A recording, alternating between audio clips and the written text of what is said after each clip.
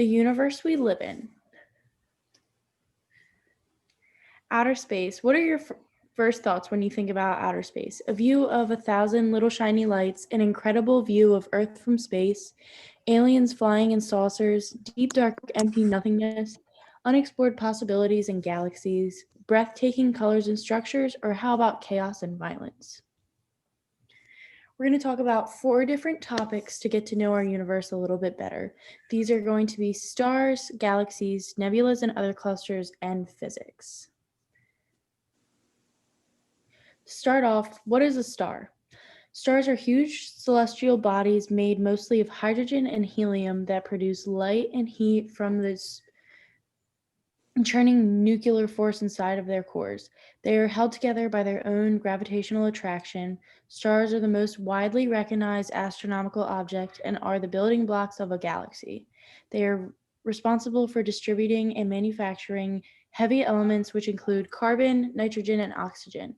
The study of the birth, life, and death of stars is central to the field of astronomy. How is a star formed? Stars are born within clouds of dust scattered throughout most galaxies. A familiar example of these dust clouds is known as an Orion nebula.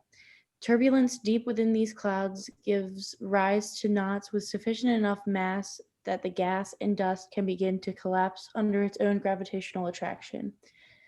As the cloud collapses, the materials at the center begin to heat up, known as a protostar.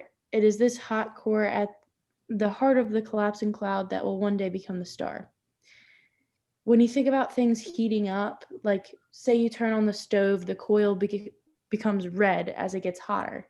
So as things produce heat, they emit light.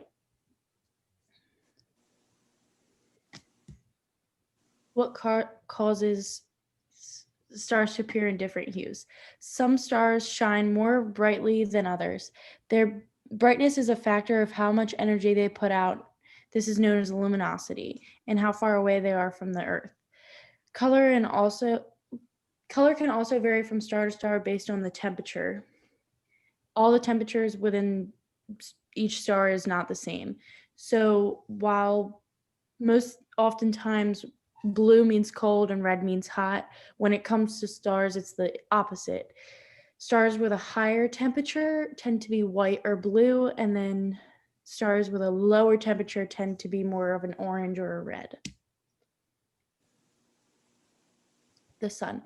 It's nearly impossible to talk about stars without mentioning the sun. It is the most popular star of them all. The sun is classified as a G-type main sequence star or a G dwarf star, or more impressively, a yellow dwarf. Actually, the sun, like other G-type stars, is white but appears yellow through Earth's atmosphere, which is a completely different topic. The sun has a surface area of 11,990 times that of the Earth's. The sun contains 99.86% of the mass in our solar system. The mass of the sun is approximately 330,000 times greater than that of the Earth. It is also 3/4 hydrogen, whilst most of the remaining mass is helium. Dwarfs, giants, and supergiants. These are 3 different classifications of stars. Dwarf stars are any star of average or low luminosity, mass, and size. 2 subclasses of dwarf stars include white dwarfs, which are remnants of a star which does not have high enough core temperatures and pressure for fusion reactions to continue. And then you have red dwarfs, which are main sequence stars with a mass of less than half of the sun. Dwarf stars, they're main sequence stars, and it includes the sun. So then we have giant stars, which is any star having a relatively large radius for its mass, temperature, and larger than the sun. Because of the radiating area is correspondingly large, the brightness of such stars tend to be higher. A star classed as a supergiant may have a diameter several hundred times that of the sun and a luminosity nearly 1,000,000 times as great. Supergiants are fragile stars, and their lifetime are probably only a few million years, which is extremely short compared to that of a dwarf star, which can live for billions and billions of years. Hi guys, I am Amit Patel. I would like to talk about a galaxy on this part. What is the galaxy? So, galaxy is a gravitationally bound system of stars, stellar remnants, interstellar gas, dust, and dark matter. Galaxies are categorized according to their visual morphology as elliptical, spiral, or irregular. Uh, in this case, galaxy has a many different kind of black holes, but the Milky Way uh, it's is 4 million times greater than the sun, and many galaxies are thought to have supermassive black holes at their centers. I searched out as of March 2016, GNG11 is the oldest and most distant observed galaxy with a coming distance of 32 billion light years from Earth and observed as it existed just 400 million years after the Big Bang. Here, type of galaxies, total three kind of type of galaxies here. So first of all, spiral galaxies. So you can see in the picture different kind of shape in the spiral galaxies. They have flat and a spinning disk with a central bulb surrounded by spiral arms. This usually can cause matter in the disk to take on a distinctive spiral space shaped like a cosmic pinwheel. The relative amounts of gas and dust contained within these galaxies can portray these differences. For example, Andromeda is a perfect example for a spiral galaxy. Second, elliptical galaxies. You can see in the picture elliptical galaxies look like cigarette shape. It's have an elongated spherical shape and like a nuclear or bulge at the center. Their light is dominated by older reddish stars. They appear to also lack spiral arms. The stars, gases, and other materials are spread throughout an elliptical galaxy. Uh, Third and last, irregular galaxies. Irregular galaxies has no any kind of shape. They are in a constant motion like all other galaxies. They have a chaotic appearances as they don't seem to possess a nuclear bulge or trace of spiral arms. A larger neighbor, for example, the large and small Magellanic clouds distorted by our Milky Way.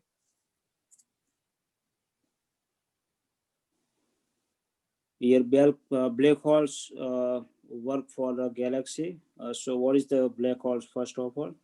So, a black hole is a place in space where gravity pulls so much that even light cannot get out. Uh, because no light can get out, people can't see black holes. It's very difficult for you can see easily for eyes. So you can use a different kind of telescope and different kind of stuff for black holes. The largest black holes are called supermassive black holes. It has a mass equal to about 4 million suns and would fit inside a very large bolt that could hold a few million Earths. It's like a Milky Way galaxy. Uh, Black holes, scientists think supermassive black holes were made at the same time as the galaxy they are in. The sun will never turn into a black hole. The sun is not a big enough star to make a black hole.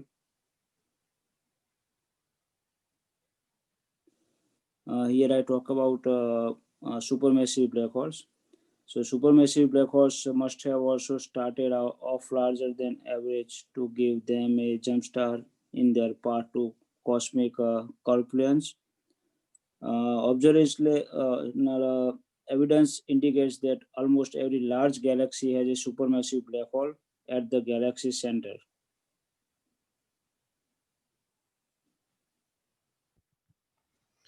And so that brings us to the physics of outer space. So it's important to note some things.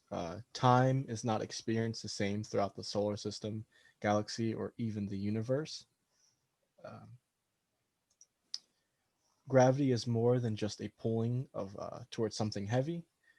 Everything with matter has gravity. We'll also look at how likely it is for life to exist on another planet, and we'll see what gravitational lensing is and time dilation. So gravity and space and time. Space time is the blend of three-dimensional presence of space blended in with the one-dimensional effect of time. So the following result is the fourth dimensional space-time. Gravity is the influence on space-time, and gravity actually bends and warps space-time, meaning that it literally warps the space and the time around it. The more massive an object is, the more contorted the space-time. And so when we compare experience space-time between one object and another object, that difference is what we call time dilation. So with this diagram, you can see here the different kind of masses and how they're affecting space-time around them. And on the far right picture, you can see how the sun goes, increasing the mass. You can see how it rips through space-time with the black hole. So time is an experience consciousness. Time dilation is the comparison between one object as stated before. And so on Earth, we agree that 1 second is 1 second. And we all live on Earth, so it's all experienced the same. But since gravity bends and warps space-time, that time can actually be slowed down. So the slower the time for the more massive the object. This means that 1 second near a black hole could be thousands of years on Earth, depending on the mass of the black hole. Time is also bent in accordance with velocity. So the faster an object moves, the slower the time it experiences is relative to a stationary object. So this loosely implies that time travel exists, but only into the future. As an object reaches the speed of light, seconds at that increasing speed will then become years to a stationary object.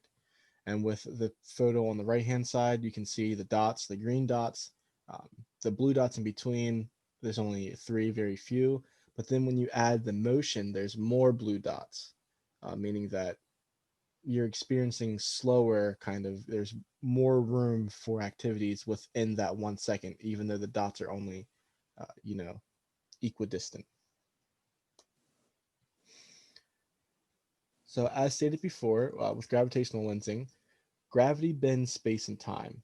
So when light from a distant star or galaxy passes by other galaxies and stars, those light rays are actually kind of grabbed in and slightly pulled due towards the warp of the space and time around the massive objects. So that bending light will actually change the way we see the incoming light. This can cause us to see two distant galaxies when there's actually only one. But gravitational lensing is very important because it can be used to determine the process of stars being formed from in galaxies, billions of years ago. In this diagram, you can see the middle object with the space, how it distorts space and time, and you can also see the two orange kind of colored light rays and how they're being bent and as they view Earth. On the right-hand side, you can kind of see a quasar where it looks like there's two of them, but it's actually one, and this is the effect of gravitational lensing. And so now we talk about how likely is it for aliens to exist. And it's important to note that reality is perception. So if we never perceive them, then they don't actually exist. And so now we have Dr. Frank Drake's formula, and it solves for the numbers of civilizations that can actually contact us. And so what this goes over is the amount of stars, how many planets are around those stars, how many of those planets are in the right habitable zone, how many of those planets could develop life. Out of that life, how much of that life could become intelligent, and then how much of that life could become intelligent enough to then reach out and seek us. This diagram can kind of just show you the different size of stars and like their heat and where that Goldilocks zone, where it's not too hot, not too cold, lies. And it's both on the other side with being shown of Earth.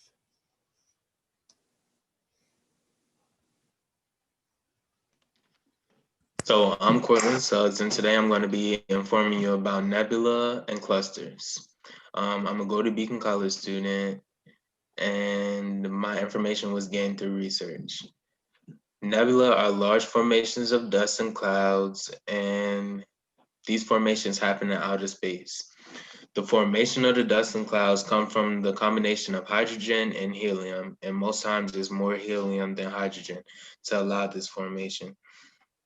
The formation of nebula comes from the remains of a dying star, and the nebula exists in the interstellar medium, which is the space between dying stars. So if you look in the sky, you'll see stars, and the dark parts in between the stars, which we consider just the sky, is considered the interstellar medium.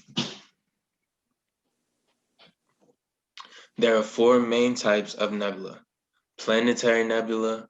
This type of nebula is similar in appearance to the planets of our solar systems. So the cloud filled with dust and gas take form and resemble a planet, whatever planets are in our solar system. So one piece of nebula could look like Mars, another could look like Earth. The second type is reflection nebula. And this type of nebula does not give off any visible light by itself. The light that it does have comes from within and shines through gas clouds. So basically, this is like an inward out sort of system. And the nebula itself doesn't emit any light, but something within the nebula, which isn't nebula, is shining, and it will shine and light up the nebula. And this is how we'll be able to see it. The third type is emission nebula. This type of nebula has scorching ultraviolet light from younger age stars, which are newer, and that takes electrons from nearby atoms and produces a red color wavelength. The fourth and last type is absorption nebula. This nebula absorbs or conceals light from original sources, such as stars. So if you see different stars shining, this type of nebula would absorb all of the light and make the star look like it's not shining, or kind of block the star from our view. So all we would see is the nebula and think that it's shining, when really it might be a star behind it, beside, or anywhere, and the nebula is actually blocking it and absorbing this light to make it look like it's emitting light. Stars being formed in nebula. So basically, the dust and clouds in nebula can be pulled together by gravity. As the clouds and dust grows, so does their gravity. Basically, the heavier an object is, the more mass it has, the more gravity it will have.